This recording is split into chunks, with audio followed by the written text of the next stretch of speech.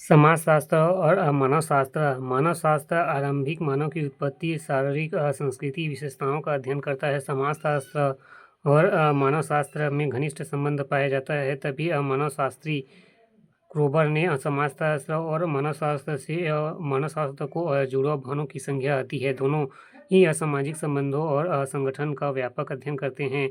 मानवशास्त्र अपना ध्यान मुख्यतः प्राचीन और सरल समाजों पर केंद्रित करता है। उनके सामाजिक संबंधों के अलावा उनकी संस्कृति, भाषा, कला, अर्थव्यवस्था का भी अध्ययन करता है। जबकि समाजशास्त्र भी अपना प्रत्यक्ष ध्यान आधुनिक और जटिल समाज के अध्ययन को केंद्रित करता है। समाजशास्त्र की एक शाखा सामाजिक मानवशास्त्र प्राचीन समाजों और एवं संस्कृति का अध्ययन करती है। सामाजिक मानवशास्त्र समाजशास्त्र एवं मानवशास्त्र को जोड़ने वाली कड़ी है, जिनके कारण इनमें सहयोग बढ़ता है। मानवशास्त्रीय अध्ययन के निकले गए निष्कर्षों के आधार पर समाजशास्त्र आधुनिक जटिल समस्याओं को समझता है।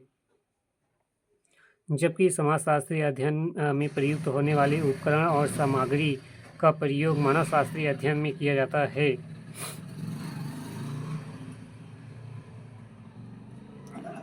उक्त अभियंता के बाद भी पर्याप्त मात्रा में भिन्नता पाई जाती है, जो निम्न हैं। पहला, समाजशास्त्र का दृष्टिकोण व्यापक है, जबकि मानव शास्त्र का संकुचित। दूसरा, समाजशास्त्रीय अध्ययनों में समाज नीति एवं सामाजिक सर्वेक्षण आदि पद्धतियों का प्रयोग किया जाता है, जबकि मानवशास्त्र में मुख्यतः सहभागी अवलोकन का। तीसरा, समाजशास्त्र अपना ध्यान आधुनिक जटिल समस्याओं में है, जबकि मानवशास्त्र प्राचीन, सरल और समाजों में केंद्रित करता है। चौथा, समाजशास्त्र का दृष्टिकोण सामाजिक है, जबकि मानवशास्त्र का दृष्टिकोण मुख्यतः सांस्कृतिक है। पांचवा, मानवशास्त्र भूतकाल का अध्ययन करता है, जबकि समाजशास्त्र वर्तमान को समझकर भविष्य की ओर इंगित करता है। समुदाय कम्युनिटी। समुदाय सामान्यतः जीवन में भागीदार व्यक्तियों का समूह है, जो किसी निश्चित भौगोलिक क्षेत्र में निवास करता है और जिसमें हम की भावना पाई जाती है। गांव, कस्बा, नगर, जनजातीय समूह एवं राज्य समुदाय के उदाहरण है। विशेषताएं। पहला, स्वतः विकास,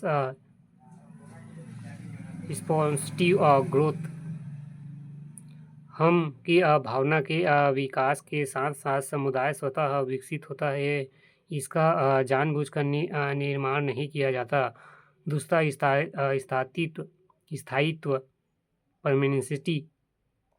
निश्चित भौगोलिक क्षेत्र में हम की भावना के कारण समुदाय में स्थायित्व पाया जाता है। तीसरा, मूर्ततः, कॉन्स्टेंस। निश्चित भूभाग में निवासरत व्यक्तियों के समूह के रूप में सामुदायिक समुदाय मूर्ततः समूह हैं। चौथा, व्यापक उद्देश्य, एग्जेक्टिव ऑपरेटिव।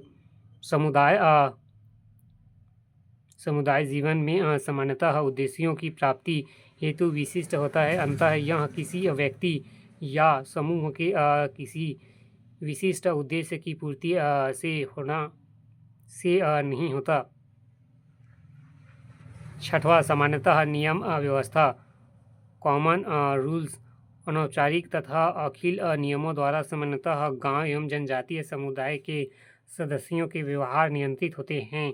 सातवां, अनिवार्यता, सदस्यता, मैंडेटरी मेंबरशिप। सामान्यतः समुदाय की सदस्यता जन्म पर आधारित होती है। हम सभी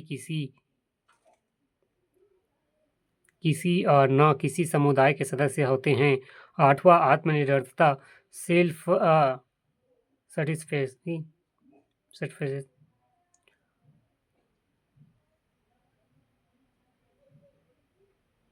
आत्मनिर्भरता, सेल्फ सेटिस्फैक्शन।